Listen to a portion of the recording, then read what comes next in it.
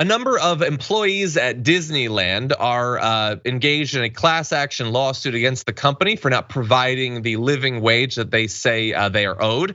The lawsuit was filed back originally in 2019 on behalf of 5 cast members, alleging that the Walt Disney Company violated Measure L, which was approved in 2018 and requires Anaheim resort businesses that receive tax subsidies and their subcontractors to pay employees a living wage. This living wage started at $15 an hour and is going up by $1 each year until it reaches $18 in 2022. After that, raises will then be based on the cost of living index. And so they are saying that that is not what they're being paid. You can go into the details of the case as to why they say that Disney should be bound by this. It clearly seems like that was what the measure was designed to do. But they are not being paid what they feel like they're owed. And so this lawsuit is going forward. Now, our guest on the show, Sabrina, previously was one of these cast members working at Disney. So what are your thoughts about this class action lawsuit? I am surprised that it even took this long for something like this to be filed. I mean, granted, they had to do it because, they technically violated Measure L, so they needed an excuse. But the root of the problem is that Disneyland does not pay a living wage. And this isn't a new issue. Even I worked at Disneyland in the entertainment department from 2012 to 2016. And it took me 4 years to get a $1 raise. Every year I was getting a 20-cent raise or something. And the fact that they're barely, God. Yeah, it was awful. And it sucks because so many people love the job. Disney is a big part of many people's lives. And then they go on to work there. And then they're okay with getting unlivable wages because they get the privilege to work for that company. And so it's a really sad cycle when you see these people are truly being exploited. And my heart definitely goes out for them because I know that there are lots of cast members who are food insecure, who are actively homeless while working at Disneyland, who sleep in their car in the Disneyland Catella parking lots. Hell, that has been my situation a few times when I worked at Disneyland too.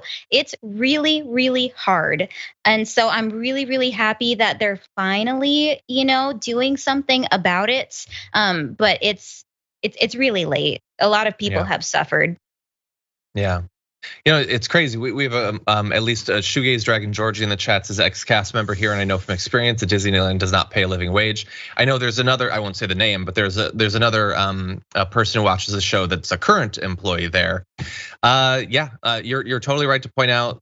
There was a report, high instances of homelessness, low wages, and food insecurity among Disneyland employees. And the brand is, everybody's happy and everything's great, and we're going to try to make that on the backs of people that might be sleeping in their car tonight. That is Disneyland is trying to evolve in some ways. I mean, they're in the process of changing the Jungle Cruise ride. They've done that in a few ways. Well, that's good. I'm glad for that.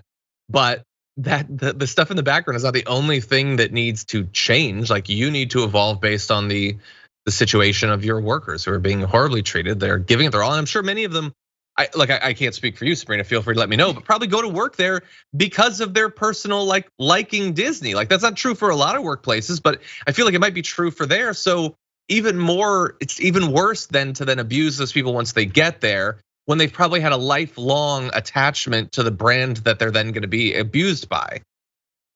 No, and you're absolutely right. And that's how they're able to get away, or at least the parks anyway, are able to get away with not paying their workers a living wage instead of giving them a holiday bonus for sacrificing the holiday time with their own family to work at Disneyland. Instead of getting an actual cash bonus, workers were getting discount coupons that they could only use in the parks. It was awful. And it's hard because a lot of people love it.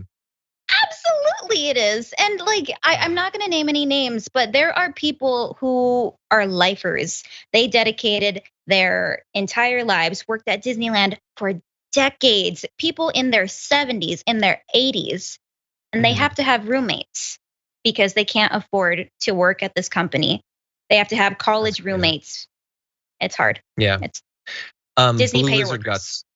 Guts, 100%. Blue Lizard Guts in the chat says, I'm a former cast member and have been in a lawsuit with Disney since 2016. I wish them luck. Also, Sabrina and I were coworkers at the same time. Characters get paid the worst. Is that true that the characters actually get paid worse than other people? Character pay is not good because in the entertainment department for sculpted characters, you are not union. So your pay raises are very bad. You only get maybe like a 20 cent to 30 cent raise a year, if that, depending on your performance. Meanwhile, you see the union cast members, such as like the singer performers, get AGVA benefits and rates, and they're paid a lot better than you. And you just have to, sit in the same break room as if you're not working just as hard and you're getting paid like $10 less an hour. Yeah. So wait, when you say sculpted, you mean people who are in the big costumes? Yeah. Okay. It's hard work. Yeah. Oh no, I'm not. I imagine it's really hot and it's probably very difficult, and you're probably abused and all that. For the audience, what characters did you play? Which sculpted characters did you play? And see, that's the thing. I don't even work at this company anymore, but I still feel icky saying, "Oh, I played this character," because they made you feel like such an asshole. They pressure you to say that you're friends with. So I was friends with Minnie Mouse, Mickey Mouse, Donald Duck, usually Stitch, Max Goof, Roger Rabbit, anybody who was short, around 5 feet tall. Okay, I can totally see you as Stitch. That's funny. So you were friends with, that is a weird way to put it. Anyway, okay. Did you ever play any of the unsculpted characters? There was a brief period of time where I didn't play characters, but I taught a class to 3rd and 4th graders on California history to children as myself, and I walked them around the park. That was something. It was called the Yes program. But other than that, no. I tried staying in the sculpted character outfit most of the time because I mean it's a nice job to have. It is. It's just it's not paid well. You get to make people's day better. You give them hugs. You take pictures. You have nice magical interactions. You get to work with the Make-A-Wish Foundation. It's a nice job. It just doesn't pay well. Yeah. Well, and that can be fixed. Hopefully.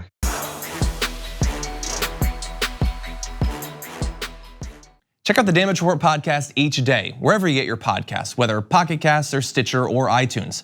You can join me as I give you the news and stories you want, with a range of co-hosts and interview guests jumping in on the fun each day. Again, that's the Damage Report, wherever you get your podcasts. And if you get them at iTunes, don't forget to rate and review. Sometimes I'll read them live on the show.